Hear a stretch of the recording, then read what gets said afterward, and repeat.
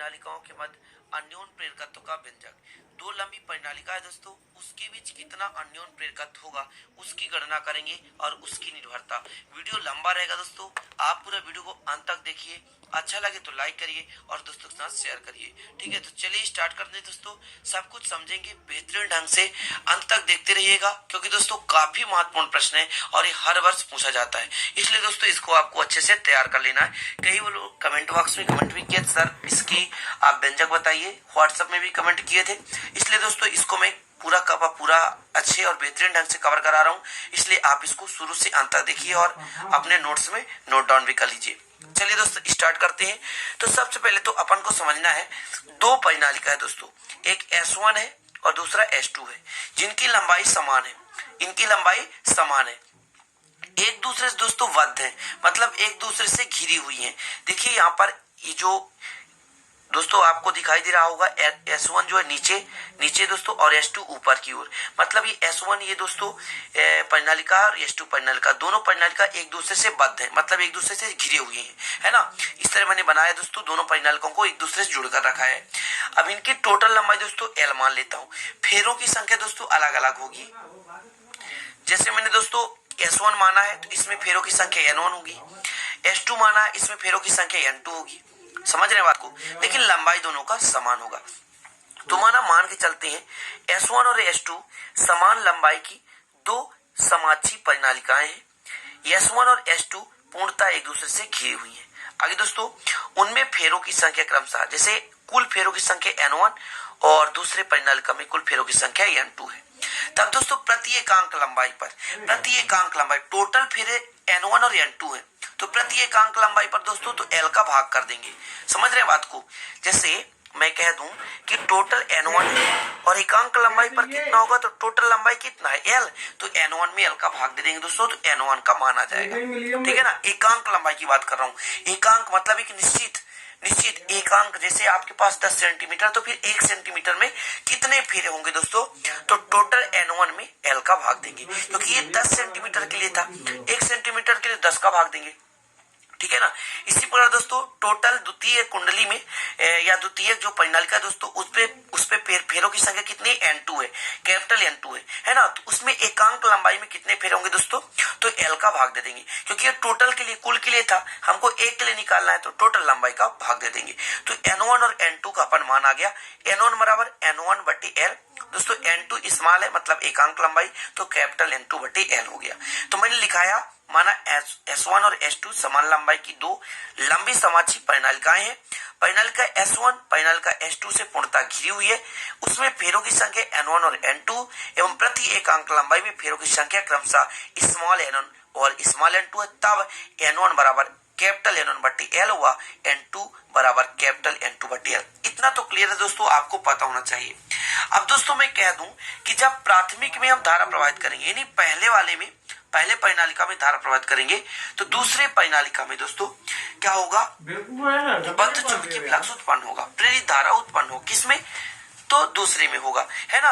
कहने का मतलब दोस्तों जब हम पहले में धारा प्रवाहित करेंगे तो दूसरे में होगा, पहले के कारण दूसरे में होगा। बात को समझ रखिएगा, मैं कहना क्या चाहता हूँ, पहले के कारण दूसरे में होगा। ठीक है ना। तो सबसे पहले तो मैं मानता हूं कि यदि परिनालिका S1 में धारा I1 प्रवाहित की जाए तो उसके अंदर चुंबकीय क्षेत्र V1 बराबर दोस्तों μ0 N1 I1।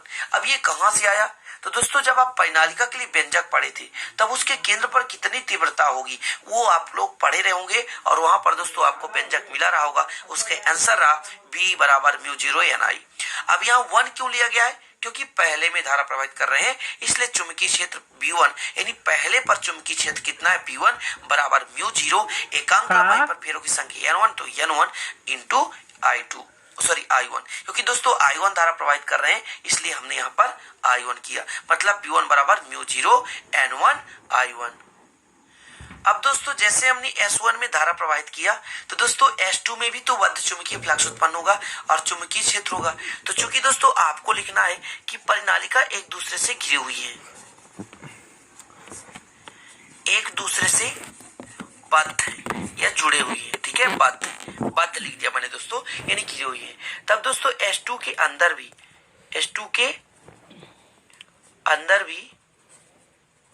चुंबकीय क्षेत्र कितना होगा? चुंबकीय क्षेत्र दोस्तों B1 ही होगा। क्यों होगा? क्योंकि S1 में हमने धारा प्रवाहित किया, तो दोस्तों जितना यहां पर चुंबकीय क्षेत्र है उतना तो S2 में भी होगा। कहने का मतलब दोस्तों परिनालिका S2 में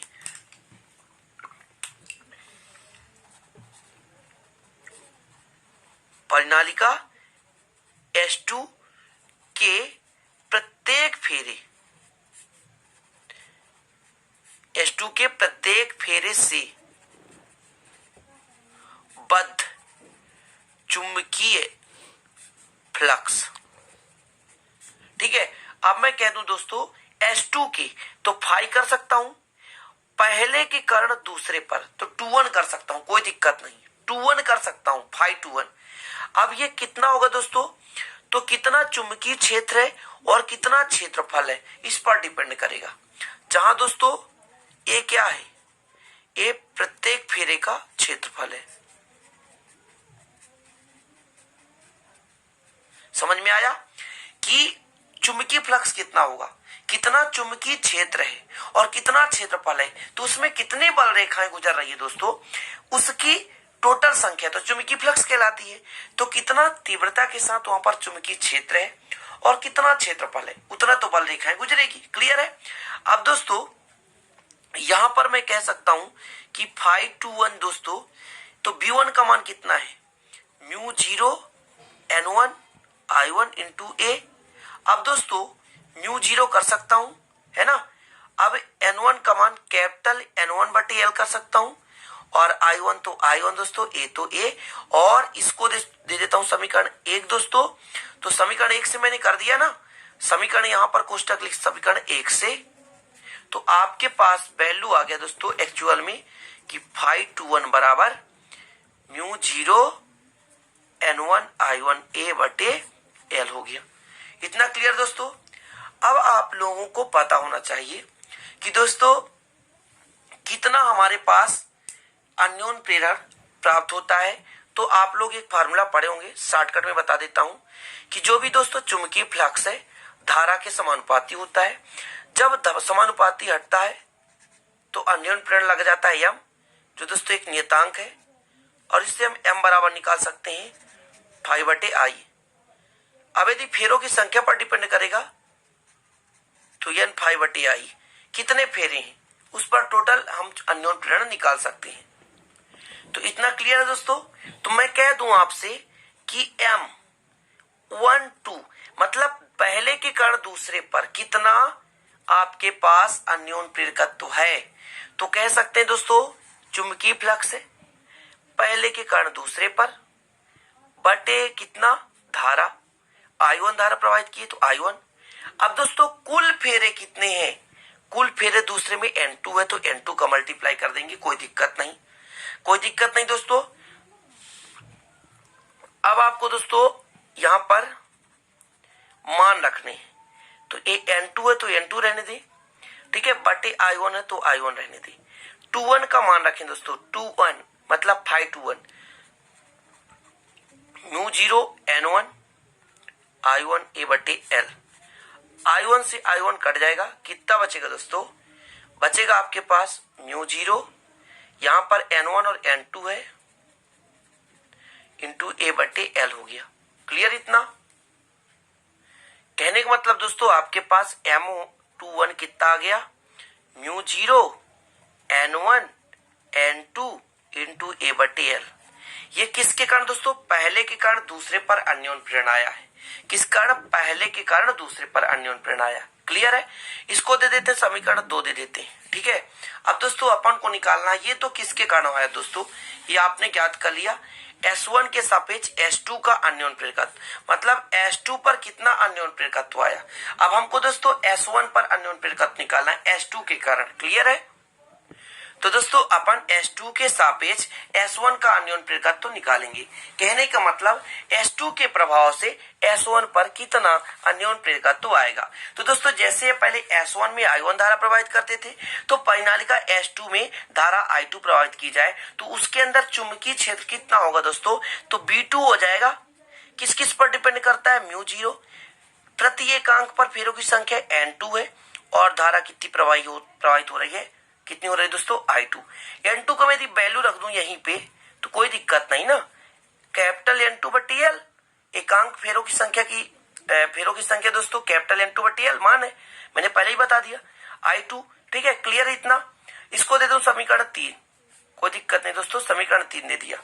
अब दोस्तों चूंकि परिनालिकाएं एक दूसरे से घिरी हुई हैं, चूंकि दोनों परिनालिकाएं, आप लिख सकते हैं चूंकि दोनों परिनालिकाएं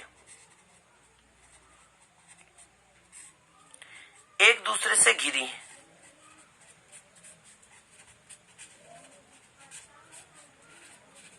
देखिए दोस्तों दोनों परिनालिकाएं एक दूसरे से घिरी हुई हैं, तो जितना चुंबकीय क्षेत्र, अब हम क्या बता के रहे हैं, दूसरे में धारा प्रवाहित कर रहे हैं, तो दूसरे के अंदर कितना चुंबकीय क्षेत्र है, V2 है।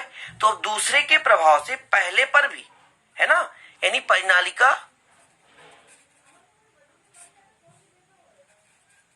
S1 पर भी चुंबकीय क्षेत्र कितना होगा, क्षेत्र V2 होगा। क्लियर इतना दोस्तों, चुंबकीय क्षेत्र V2 होगा। इसलिए हम कह सकते हैं कि परिनालिका, अब बात क्या कर रहे हैं, दूसरे कण पहले पर, तो परिनालिका S1 के प्रत्येक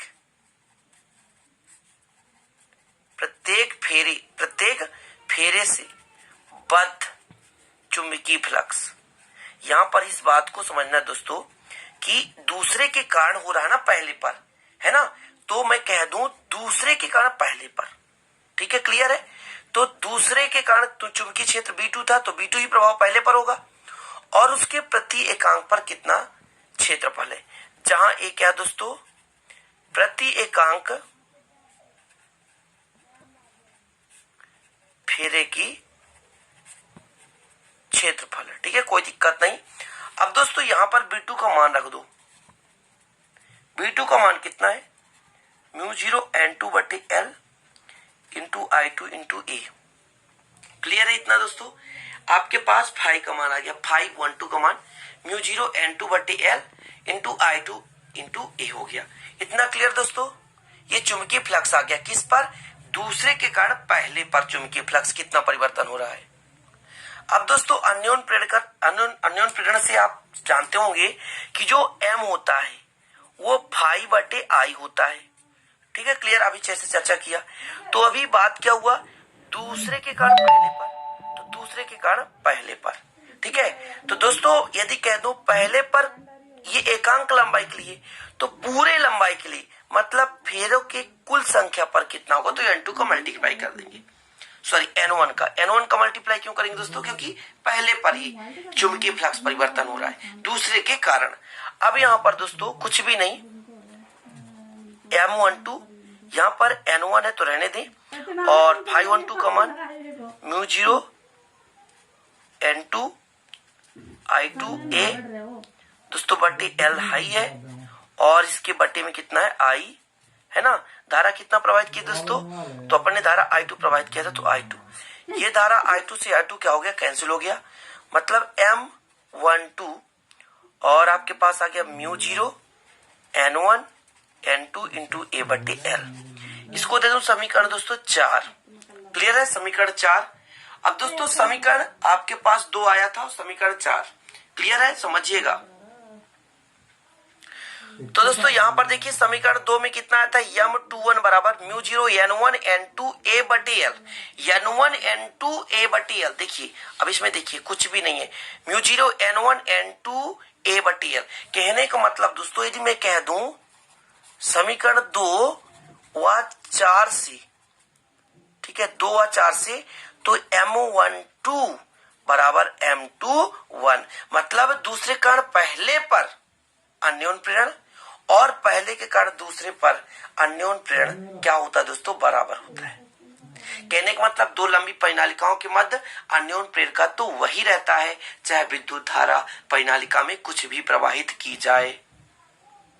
क्लियर है दोस्तों, इसलिए हम अभी लास्ट में इतना लिख सकते हैं कि फाइनल दोस्तों M का मान आएगा μ0 N1 N2 इंटू A/TL। क्योंकि दोस्तों हम पहले के कारण दूसरे में देखे, उसमें भी m का मान उतना ही आया, दूसरे कारण पहले में भी देखे उतना ही आया, मतलब पहले के कारण दूसरे में तो उतना और दूसरे कारण पहले पर भी उतना। तो मतलब दोनों के बीच जो अन्योन्य प्रेरकत्व होता है वो समान होता है। क्लियर है? अब इसकी दोस्तों निर्भरता आप स्वतः करिएगा। मैं बता दे रहा हूँ, N1 फेरों की संख्या, मतलब प्राथमिक कुंडली में फेरों की संख्या जितनी अधिक होगी, यानी प्राथमिक परिनालिका यानी पहले परिनालिका में जितनी फेरों की संख्या अधिक होगी उसका अन्योन्य प्रेरकत्व उतना ही अधिक होगा। इसी प्रकार दोस्तों द्वितीय जो आपके पास परिनालिका है, दूसरा परिनालिका, उसमें भी फेरों की संख्या जितनी अधिक होगी तो अन्योन्य प्रेरकत्व अधिक होगा। तीसरा दोस्तों क्षेत्रफल। क्षेत्रफल क्या होगा? क्षेत्रफल अधिक होने से अन्योन्य प्रेरकत्व के मान में वृद्धि होगी। ठीक है। लंबाई नीचे है दोस्तों, तो लंबाई कम होनी चाहिए, लंबाई बढ़ाएंगे तो अन्योन्य प्रेरकत्व के मान में कमी आएगी, तो लंबाई की व्युत्क्रम होता है। क्लियर है? तो इस प्रकार दोस्तों आप इसकी निर्भरता भी सीख सकते हैं। वीडियो काफी लंबा हो चुका है दोस्तों, इसलिए यहीं पर समाप्त करते हैं। बस दोस्तों यदि अच्छा लगा हो तो लाइक करिएगा प्लीज, आप लोगों से यही रिक्वेस्ट है, और दोस्तों के साथ शेयर करिए, कमेंट बॉक्स में कमेंट करके बताइए। इस क्वेश्चन को दोस्तों मैंने बहुत विधिवत ढंग से समझाया दोस्तों, आशा करता हूँ आप लोगों को अच्छा लगा होगा। तो फिर दोस्तों चलते हैं, इजाजत दीजिए, मिलेंगे अगले वीडियो में नए टॉपिक के साथ, तब तक के लिए जय हिंद, वंदे मातरम।